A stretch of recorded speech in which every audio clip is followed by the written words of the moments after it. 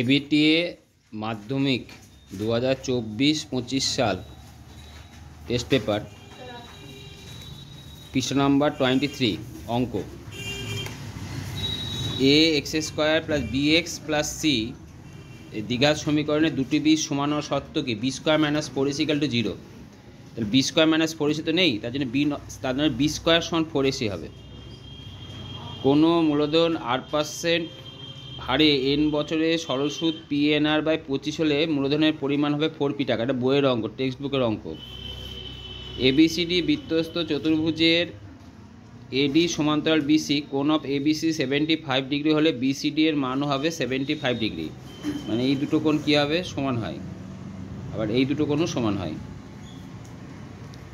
Next হচ্ছে 3 - 3 sin theta minus cos square theta 0 হলে থিটার মান, এটা অঙ্ক মুখোমুখি হয়ে যাবে। যদি সাইন থিটার মান 90 ডিগ্রি বসানো হয় তাহলে 90 ডিগ্রি মান হচ্ছে 1 হয়।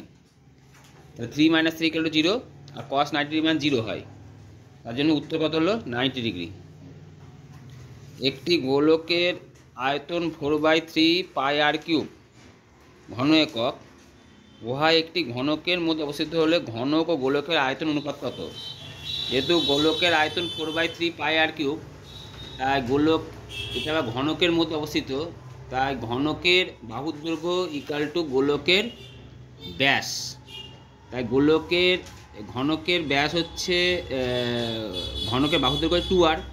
তাহলে আয়তন সূত্র কি? 8r³। এই কাটাকাটি করে 6:π বেরোবে অঙ্কের অ্যান্সার। এবারে এই রাশি তথ্যের মধ্যমা দিয়ে দিয়েছে। টোটাল কাউন্ট করলে দেখা যাবে 10টা আছে। তা 10টা যদি থাকে জোড় সংখ্যা বের করার নিয়ম হচ্ছে n/2 plus n/2 plus 1/2। n/2 মানে কত? 10টাতে 5তম পদ আছে x+1, আর 5 জায়গায় 6তম পদ আছে x+3/2 সমান কত? 20। যেখান থেকে x এর মান বের করলাম 18। তাহলে অঙ্ক শেষ।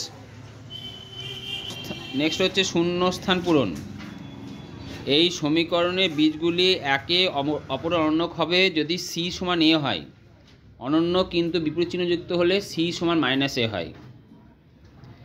দুটি করণী সংখ্যার যোগফল ও গুণফল মূল সংখ্যা হলে উহারা পরস্পর অনুবন্ধী করণী হয়।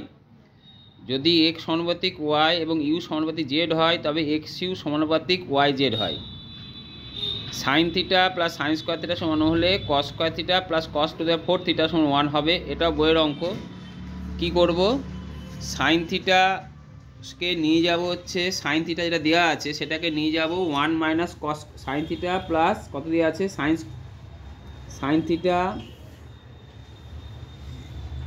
Theta plus sine square theta সমান 1 দেওয়া আছে। এটাকে এদিকে নিয়ে যাওয়া হয় তাহলে 1 মাইনাস সাইন স্কোয়ার থিটা হয়, মানে কস স্কোয়ার থিটা হয়। তাহলে sine theta actually cos square theta বেরোলো। আর অঙ্ক বের করতে হবে cos square theta plus cos to the power 4 theta. তা কস টু দি পাওয়ার 4 থিটাকে কী করবো আমি? কস টু দি পাওয়ার 4 থিটাকে লিখবো cos square theta plus cos square theta তার হোল স্কোয়ার।